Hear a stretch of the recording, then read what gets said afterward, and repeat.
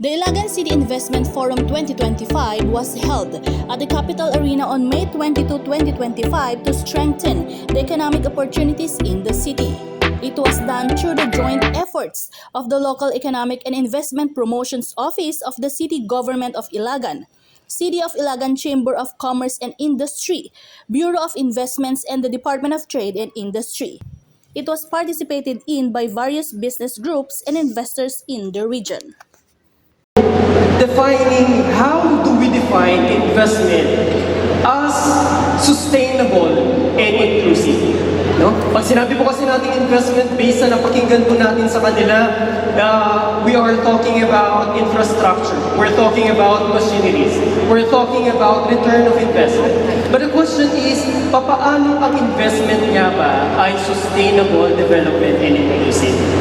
Anyone from our speakers po to answer this question, I guess? Can we have an insight from Sir Simon from the ISU Ilagan, from the Academy?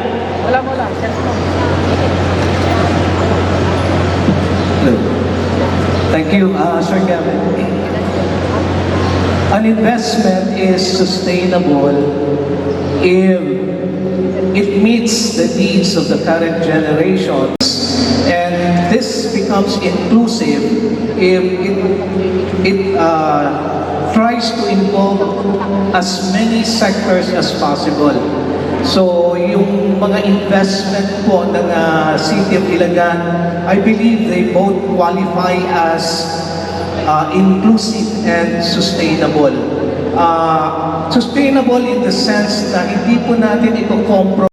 An inclusive and sustainable economic development in the countryside is not just the task of one party like the government, private sector, maybe the local government. Actually, if you look at the cycle of business, it involves a lot of participants. One is the government, of course, that's us. Second would be the private sector, the investors themselves. And of course, the local government units. Some of the stakeholders have been left behind. And who are these?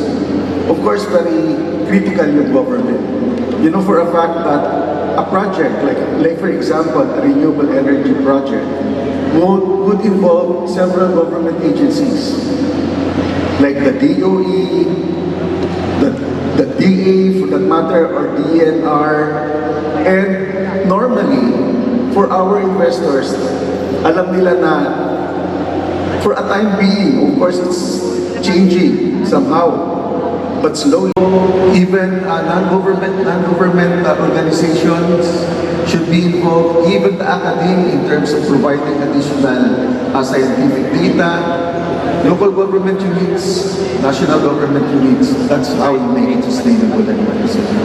60-40. 40 goes to the government, and out of the 40%, 60% goes to the national government, and the 40% goes to the localities hosting them.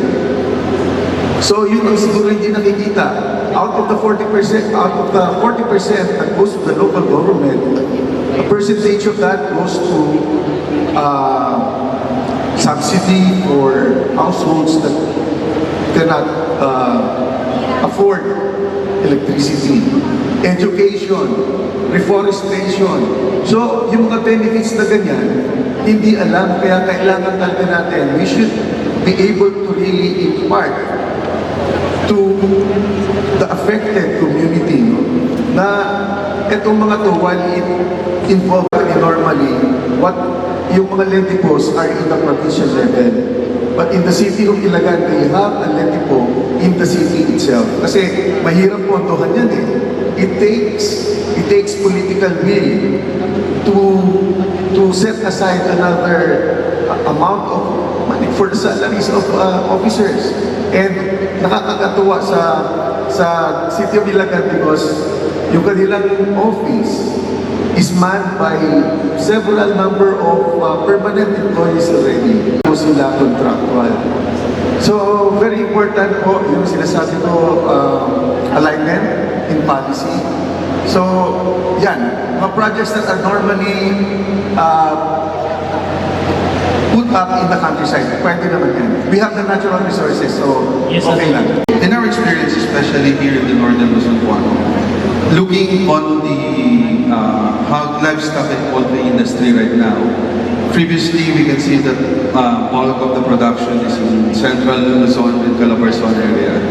And because of urbanization and industrialization in those areas, the limitation of land areas for livestock farming and poultry is becoming small areas. So with us, multinational companies under agricultural investment, we tend really to go to countrysides, especially here in North Luzon. First, because especially here in Isabela, it's the biggest producer of corn, which is a requirement for feeds. And also, the land area is is really welcoming investments here, especially big investments or modernized farming systems like I presented earlier. So, as long as we need to follow their policies, we can actually invest. But only concerns po na nakita namin, some of the municipalities actually doesn't include agro-industrial or farming on their comprehensive land use program. So it's not yet clear under CLUPs where can we really build farms, especially large-scale farms like what presented. Actually, yun lang naman po.